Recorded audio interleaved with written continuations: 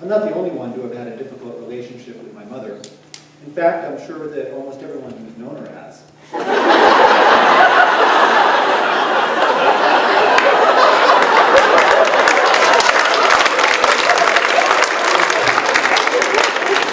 But growing up gay in Connecticut in the 1980s with a mom who was not only deeply religious, but also a little bit crazy, didn't make for a Norman Rockwell kind of childhood.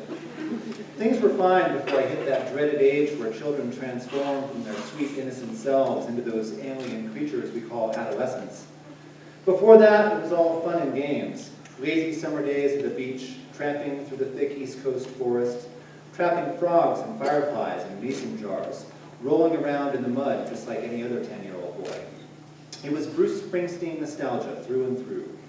But when I began to realize that I wasn't really like the other boys, things started to get strange.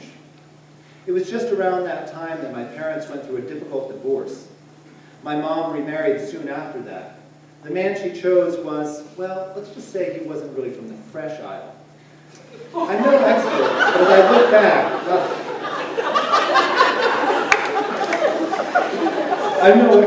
I look back, not only was he most probably bipolar and very disturbed, he was also viciously homophobic.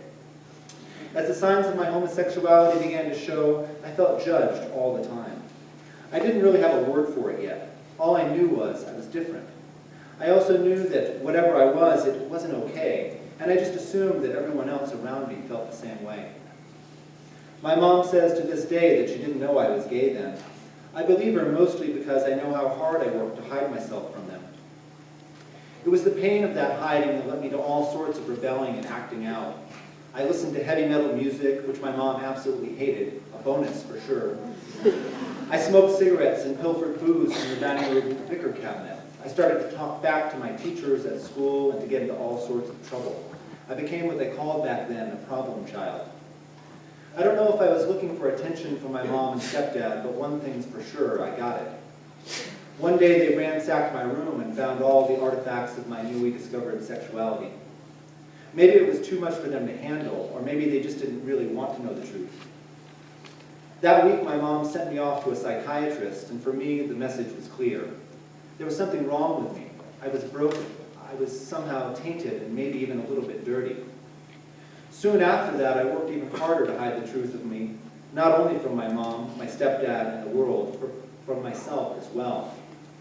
That was the trick that would bite me in the ass for years to come. The new family unit moved out to California after that, and my mother's decisions became more and more questionable. There was a lot of talk about divine plans and missions from God. There were brushes with all kinds of New Age gurus and philosophers. We had a close call with a pretty nasty cult for a while, and it looked like my brother and I had a bright future of handing out flowers at the airport laid out in front of us. My stepdad was the main architect of this crazy house of mirrors, and he became more and more erratic and paranoid as I moved through the already agonizing years of high school.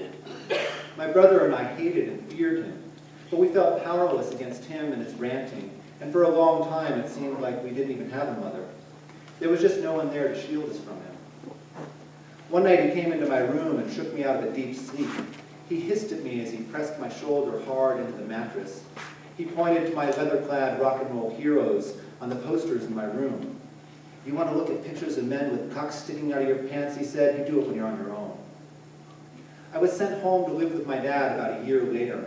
I felt discarded, unwanted, ashamed, and completely alone. I wandered helplessly for almost 20 years after that. I drifted further and further from my mother during that time. When we did talk, it was sometimes ended in me getting so angry that I would slam down the phone and not call her again for a year or more. All that time, my own demons and addictions were getting the best of me. I almost died by accident or by choice a dozen times or more. Years went by and my unimaginable life finally got my attention. I don't know why I started to realize it. Maybe I was just so afraid of dying, but I didn't want to hide anymore. And after a long road of hard work and getting the help I needed, I found the courage to come out to myself, to my family, and to the world. It's been about 5 years since I came out to my mother. She was the last one in the family that I told.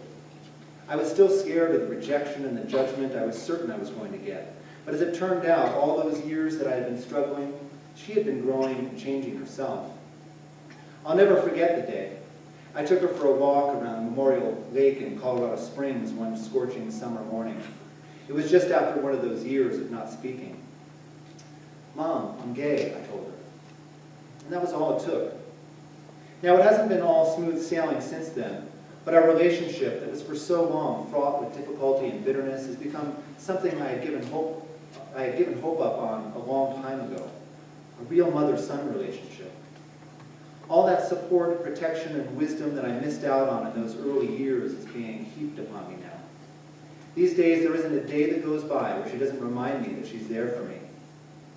"Hey, hon," she said on a voicemail the other day, "just had some thoughts about getting the word out about your book. Maybe you can get yourself nominated on an LGBT icon on this gay history website I found. And what about a Wikipedia page for you? I also heard that October is National Coming Out Month, so maybe you can have an event or two around that time. Oh, and did you ever think about getting in touch with Ellen DeGeneres? Who are you, and who replaced my mother with the president of the World Gay Rights Club?" But this is the kind of stuff we talk about now. And it's not unnatural or forced either, like she's just making a point to show me she's more open-minded. She is more open-minded. I have to say it's a little strange at times, all this encouragement and love. I'm not complaining at all, but sometimes I really don't know how to respond to support like this. But what I do know is that I'm so very proud of her. She's come so far, and even though my life is night and day compared to what it used to be, I think she's the one who's traveled the furthest down the hardest road.